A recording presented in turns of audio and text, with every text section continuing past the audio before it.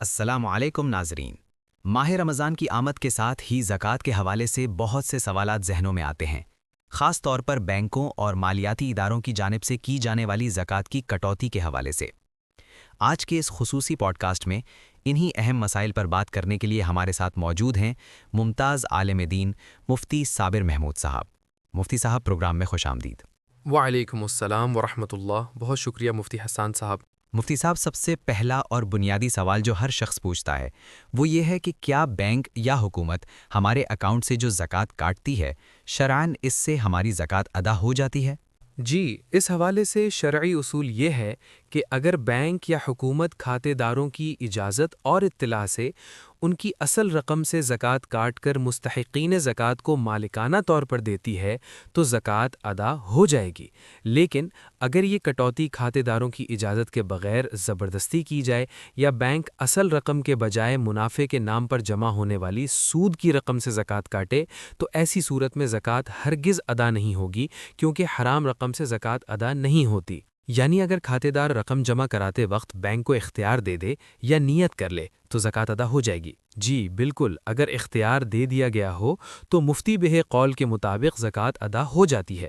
تاہم علماء یہی مشورہ دیتے ہیں کہ بینک کی کٹوتی پر اعتماد کرنے کے بجائے اپنی زکوٰۃ خود ادا کرنا زیادہ بہتر ہے، کیونکہ یہ یقینی نہیں ہوتا کہ بینک نے زکوٰۃ شرعی مستحقین تک پہنچائی ہے یا نہیں۔ بہت اہم نقطہ بیان کیا آپ نے۔ اچھا مفتی صاحب، آج کل ہم دیکھتے ہیں کہ بہت سے لوگ زکوٰۃ کی کٹوتی سے بچنے کے لیے بینکوں میں ایک مخصوص فارم جسے CZ50 کہا جاتا ہے جمع کرواتے ہیں۔ جو لوگ اپنی زکوٰۃ خود نکالنا چاہتے ہیں، کیا ان کے لیے یہ فارم جمع کروانا جائز ہے؟ اس مسئلے کو ذرا تفصیل سے سمجھنے کی ضرورت ہے۔ جو شخص صاحب نصاب نہیں ہے، یعنی جس پر زکوٰۃ فرض نہیں، وہ تو یہ فارم جمع کروا سکتا ہے اور قانوناً اور شرعاً اس میں کوئی حرج نہیں، لیکن وہ شخص جو صاحب نصاب ہے اس کے لیے یہ فارم جمع کروانا شرعاً بالکل درست نہیں ہے۔ وجہ یہ ہے کہ اس فارم میں حلفیہ طور پر یہ دعویٰ کیا جاتا ہے کہ میرے مسلک کے مطابق مجھ پر زکوٰۃ لازم نہیں ہے، جبکہ حقیقت میں اس پر زکوٰۃ فرض ہوتی ہے۔ تو اس فارم کے ذریعے صریح جھوٹ اور غلط بیانی سے کام لیا جا رہا ہوتا ہے، جو کہ سخت گناہ ہے۔ حدیث مبارکہ میں بھی جھوٹ سے سختی سے منع کیا گیا ہے۔